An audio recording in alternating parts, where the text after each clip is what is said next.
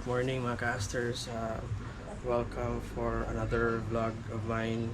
And for this vlog, this will be a first time vlog na hindi siya endurance ride loop events ang ating content. Okay, so this will be something new, something different. So with regards sa ating vlog ngayon, ito ay isang shock review. Yeah, you heard it right, it's a shock review. A twin shock review, rear shock review, yung mga common na shocks na makikita natin sa motor natin.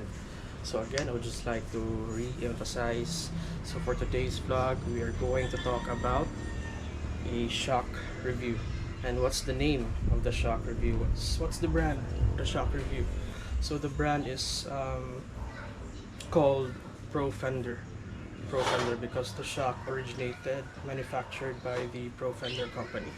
So mga casters, this Pro Fender company originated from the process of manufacturing shock absorbers for off-road vehicles. Okay, they started their establishment since 2007, and for their first 10 years, they were able to build off-road shock absorbers specifically for SUV trucks and SUV trucks and pickup trucks.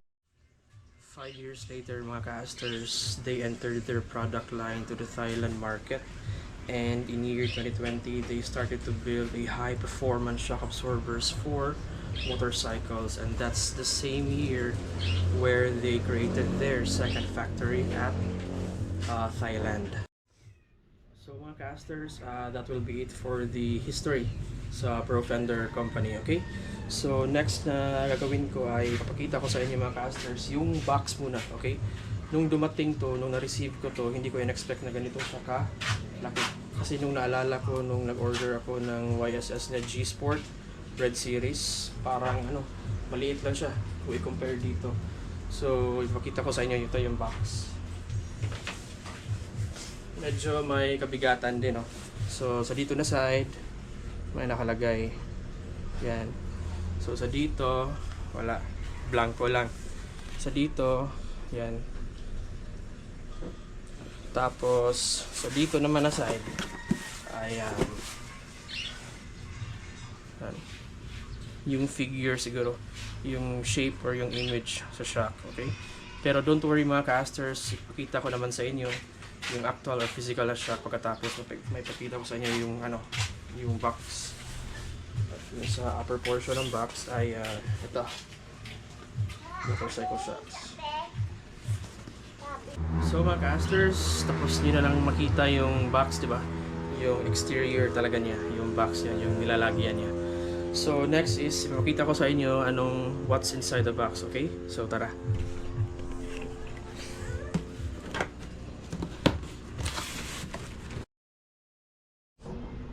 So mga casters, ulitin ko, ito yung adjustable na compression knob. Okay, so gaya ng sinabi ko kanina, ito yung magko-control sa bilis ng pagka-compress niya or sa bagal ng pagka-compress niya if may weight na madadagdag, or for example if ang rider pati na yung OBR niya, yung sasakay sa kanya, yung asawa niya, girlfriend niya, pag sasakay na sa motor, maka-compress normally yung shocks, di ba?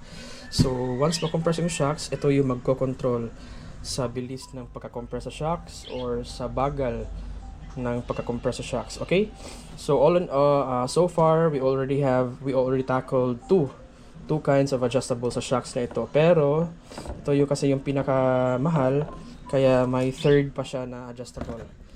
Yung third and last adjustable is yung tinatawag natin na rebound compression adjustable. Okay, so yung rebound compression adjustable mga casters, kung ito kanina, ito yung magko-control sa compression sa shocks, pagka-compress sa shock, ito yung magko-control sa bilis sa pagka-compress or sa bagal sa pagka-compress sa shocks. Ito naman ay opposite. Kasi when we say compression, it always goes down, no? Ma-compress. So yung mga shocks normally they will go down.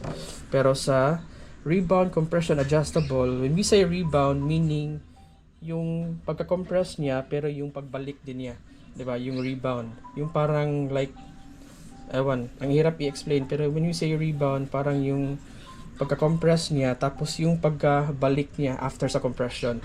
So, ang mangyayari is, ito yung magko-control sa pagbalik ng pagka-compress sa shocks, okay? So, once the shocks was being compressed, so nag-go down siya.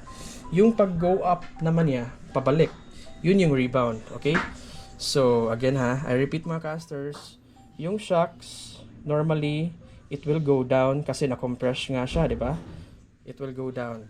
And it will, of course, go up. Mag-up and down lang yan. So, yung rebound is yung pagkatapos sa compression. Normally, it will go up. Okay? Pero yung compression is, normally, it will go down. So, maka-compress yung shocks. Pero yung rebound na adjustable compression, ito yung magko-control sa bilis ng pag-rebound niya after being compressed. Okay? So, ito yung magko-control sa bilis niya kung kailan siya babalik ulit. So, ano yung dalawang klaseng mangyayari dyan? Yung bilis niya sa pagbabalik ulit after being compressed, or yung bagal niya sa pagbalik ulit after being compressed. Okay? So, ayan. So, all in all, tatlo yun, di ba? Yung spring preload adjustable, yung adjustable compression knob, and yung rebound compression adjustable, okay? So, ito yung nakakaganda sa shock na ito kasi tatlo yung pwede mo ma-adjust. Pwede mo siyang timpla-timplahin, okay? May sinend sa akin si AV Moto na guide at ipapakita ko na lang sa inyo mamaya, okay? So, for now, ito na lang muna mga casters. Wala kasi akong tools, hindi kasi akong klase na vlogger na marunong makipag-DIY. Kahit nga mga basic na tools, wala ako. So, yung gagawin ko ngayon, mag-open naman yung Yamaha Catmon. So, doon ko na lang ipa-install to sa Yamaha Catmon 3S na shop, okay?